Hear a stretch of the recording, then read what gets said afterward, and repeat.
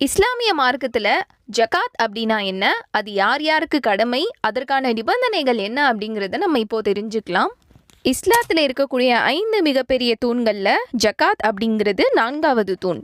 ஜகாத் அப்படிங்கிற வார்த்தைக்கு வளர்ச்சி அடைகிறது, அப்படி இல்லைன்னா தூய்மைப்படுத்துதல் அப்படிங்கிறது தான் பொருள்.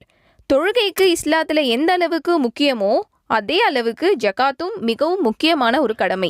அல் குர்ஆன்ல அல்லாஹ் 82 இடங்களில் தொழுகை மற்றும் ஜகாத்தை பற்றி சேர்த்தே கூறியிருக்கிறான்.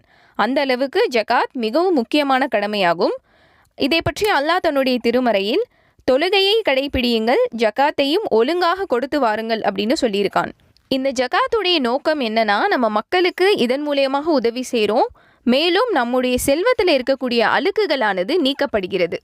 ஒரு மனிதர் ஜகாத் கொடுக்கறதுனால கஞ்சத்தனம், கோழைத்தனம், பேராசை போன்ற தீய குணங்கள்ல இருந்து தூய்மைப்படுத்தப்படுகிறான் அப்படின்னு அல்லாஹ் சொல்லியிருக்கான்.